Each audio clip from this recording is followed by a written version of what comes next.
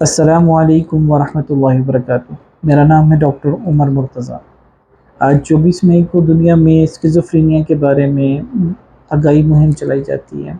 اور آج میں آپ سے اسکیزوفرینیا کے بارے میں بات کروں گا۔ کچھ چیزیں اس کے بارے میں بتاؤں گا، اس کے علامات بتاؤں گا، اور کچھ تھوڑے سے اس کے علاج کے بارے میں بات کریں گے۔ اسکیزوفرینیا کیا ہے؟ اسکیزوفرینیا ایک سیویئر مینٹل النیس ہے، یعنی کہ ایک سخت بیماری ہے، ذہنی بیماری ہے، جس کے اندر مریض کی سوچ، اس کے رویے، اس کے جذبات متاثر ہوتے ہیں، خراب ہوتے ہیں، جس کی وجہ سے وہ اتنا خراب ہو سکتا ہے کہ اس کا نارمل لائف گزارنا مشکل ہو جاتا ہے۔ اور یہ ایک سائیکوٹک النیس ہے۔ سائیکوٹک ہم لوگ اس طرح کہتے ہیں کہ ایسی بیماری ہے جس کے اندر اس مریض کا حقیقت سے تعلق کٹنے لگتا ہے، ایسا محسوس ہوتا ہے کہ اس کا حقیقت سے، ریالٹی سے تعلق نہیں ہے، تو ہمیں ایسا محسوس ہوتا ہے۔ وہ کچھ علامات ایسی ہوتی ہیں جس میں ہمیں ایسا محسوس لگتا ہے کہ یعنی کہ یہ بندہ بیٹھا ہوا تو ادھر ہے لیکن موجود نہیں ہے، اور یہ کنٹینیوس پروسیس ہوتا ہے، لمبا ہوتا ہے، اور اس کے لیے علاج بھی ہمیں کافی عرصے کے لیے اور زیادہ تر زندگی پوری دوائیاں دینی پڑتی ہیں اور علاج کروانا پڑتا ہے۔ اچھا، اب اس کے اندر ہم لوگ بات کریں کہ کیا کیا ہوتا ہے۔ میجر جو چیزیں ہیں وہ میں بتائیں گے کہ ڈیلوژنس ہوتی ہیں، ہیلوسینیشنس ہوتی ہیں، ڈس آرگنائزڈ اسپیچ ہوتی ہے، اور ڈس آرگنائزڈ بیہیویئر ہوتا ہے، ٹھیک ہے۔ پھر نیگیٹو سمٹمز ہوتے ہیں، یعنی کہ وہ بھی آپ کا اسی کے ساتھ آ جاتا ہے۔ اب ذرا ڈیلوژنس کیا ہوتی ہیں؟ ڈیلوژنس وہ ہوتی ہیں کہ ہم لوگ اس کو اس طرح کہہ سکتے ہیں کہ ایک چیز ہوتی نہیں ہے لیکن وہ کہتا ہے کہ ہے، یا اس مثال کے طور پہ ایک جگہ پہ پتھر پڑا ہوا ہے کالے رنگ کا، تو وہ مریض کہتا ہے کہ یہ کالا پتھر پتھر نہیں ہے، یہ زہر پڑی ہوئی ہے، اور یہ کسی نے میرے لیے رکھی ہوئی ہے کہ مجھے اس سے نقصان اور مجھے اس سے نقصان ہو رہا ہے۔ ایک مثال یہ ہوگی۔ یا ایک لوگ ایسے آتے ہیں کہ وہ کہتے ہیں کہ جی میرے اندر کچھ بھی نہیں ہے، سب کچھ ختم ہو گیا ہے، گل سڑ گیا ہے، یا میرا کسی نے نکال دیا ہے، میرے اندر سے چیزیں نکال دی گئی ہیں۔ اس کی اور بھی مثالیں ہو سکتی ہیں، لیکن یہ حقیقت میں اسی طرح ہے، بیسیکلی اسی طرح ہے کہ ایک چیز جو ہوتی ہے اس کی حقیقت جو ہوتی ہے، یہ جو انٹرپریٹ کرتے ہیں یہ اس سے برعکس ڈفرینٹ ہوتا ہے، جو کہ ماننے والی بات ایس سچ نظر نہیں آتی ہے۔ ہیلوسینیشنز کیا ہوتی ہیں؟ ہیلوسینیشنز وہ چیزیں ہوتی ہیں جو کہ نہ ہونے کی شکل میں اس کو محسوس ہوں، مریض کو محسوس ہوں، ٹھیک ہے۔ اب اس کی عام جو قسمیں ہیں وہ یہ ہوتی ہیں: آوازیں آنا، کان میں آوازیں آنا، یا کوئی چیز نظر آنا۔ اس کی اور مثالیں بھی ہیں کہ جسم سے کوئی چیز نکل رہی ہو،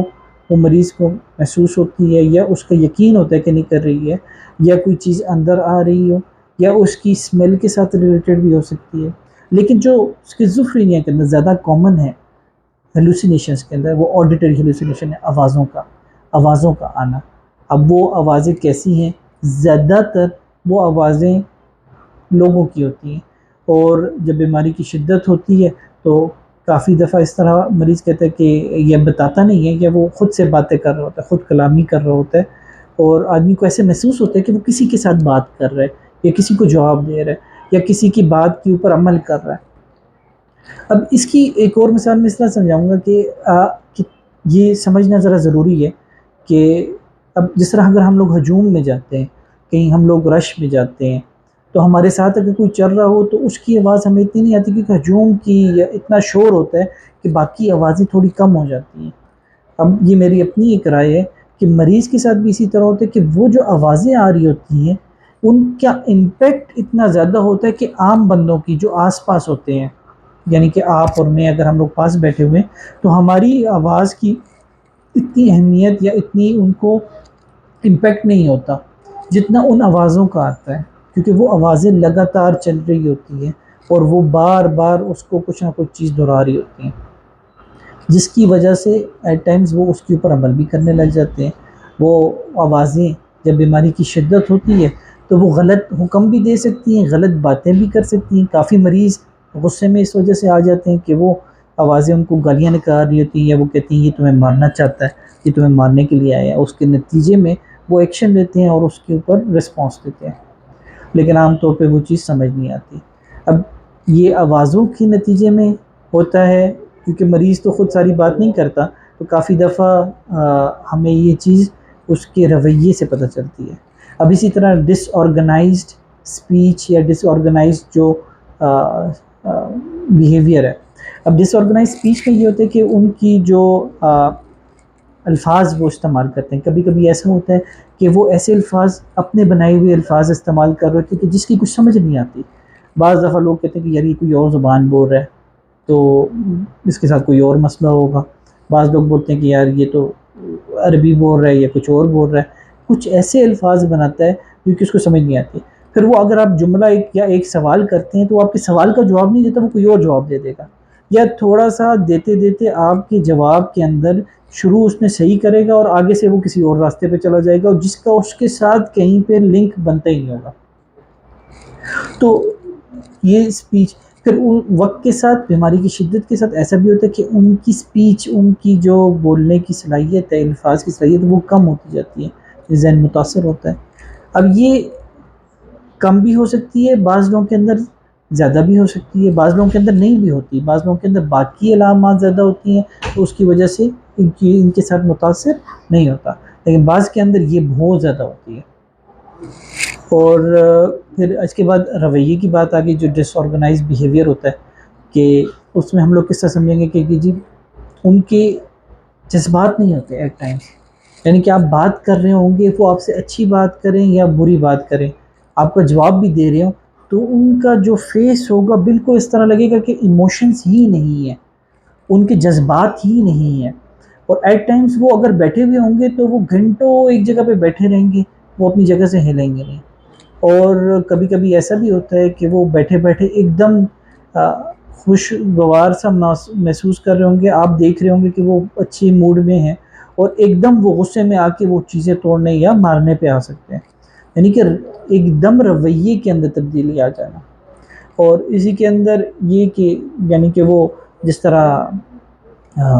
آپ نے دیکھے ہوں گے، مریض ہوتے ہیں بعض روڈ پہ چل رہے ہوتے ہیں، بس پتھر اٹھا رہے ہیں، کوئی چیز اٹھا رہے ہیں،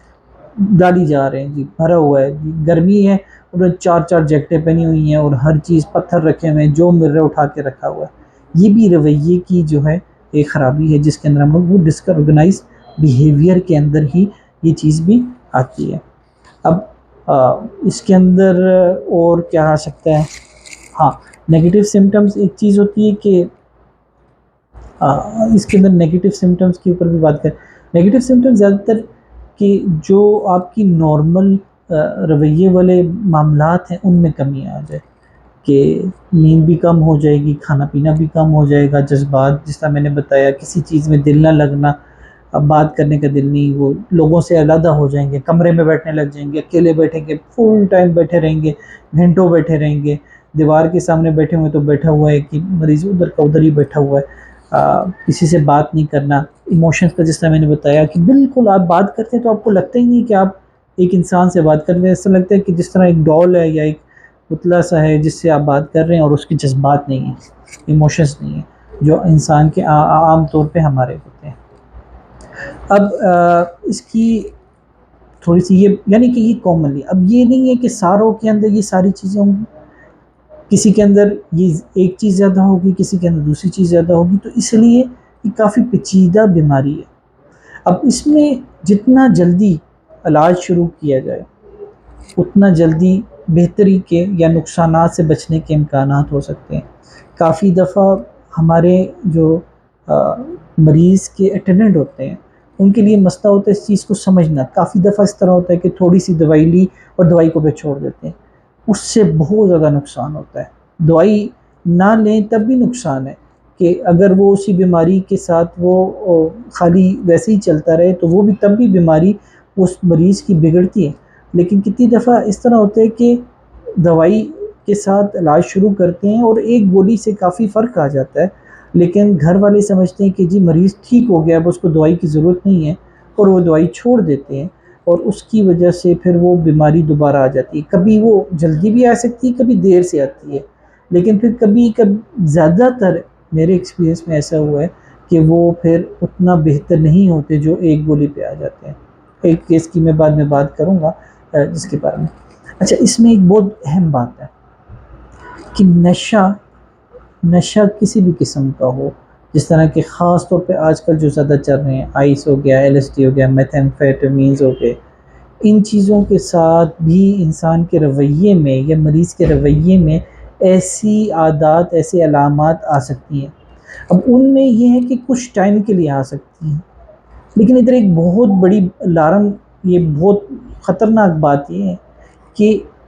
ان چیزوں کے استعمال کی وجہ سے اسکیزوفرینیا ہونے کے امکانات بھی بڑھ جاتے ہیں. اور ہمارے ہاں جو بہت ہی عام سمجھا جاتا ہے، جس کو چرس، بھنگ، اس کے ساتھ باقاعدہ ریسرچ ہوئی ہے کہ جو مریض بھنگ یا چرس پیتے ہیں، ان کے اندر اسکیزوفرینیا اور باقی نفسیاتی بیماریاں آنے کے امکانات کچھ گنا بڑھ جاتے ہیں. ایک یہ نہیں کہ ایک یا دو دفعہ، 7 سے 10 گنا بڑھ جاتے ہیں. اور اسی طرح جو LSD یا آئس یا اس طرح کی جو چیزیں ہیں، جب ان کا آپ کے رویے پہ امپیکٹ آتا ہے تو اس میں بھی چانسز ہوتے ہیں کہ وہ فار لائف لانگ پرماننٹ بھی ہو جائے، کہ ان ڈرگس کے ساتھ بھی سوچ میں اور رویے میں اور مزاج میں خرابی آتی ہے، اور وہ اس بیماری میں کنورٹ ہو سکتے ہیں.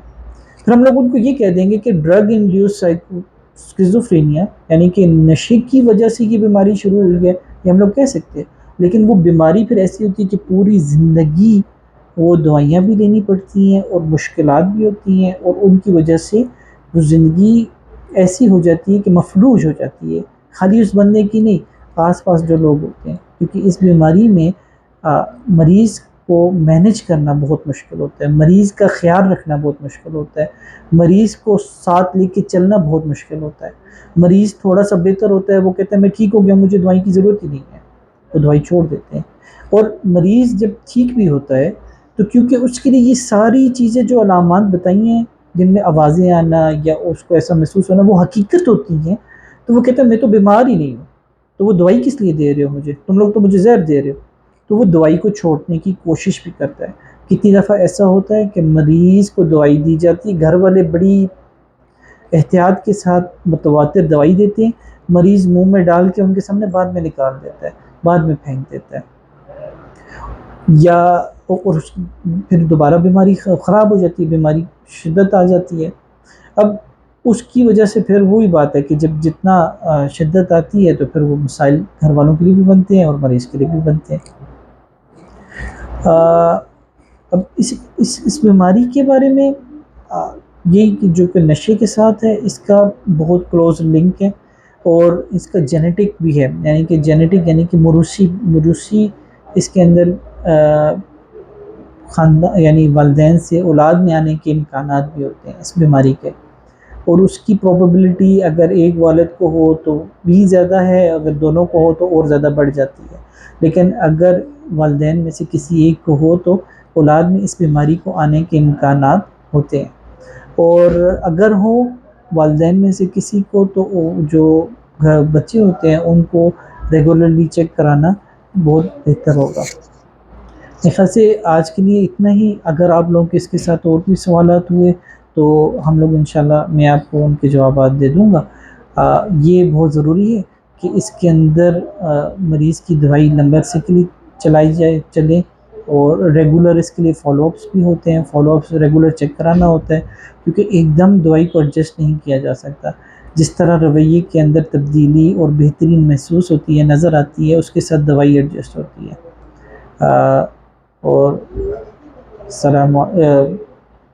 اور انشاءاللہ باقی باتیں پھر کریں گے. السلام علیکم ورحمۃ اللہ.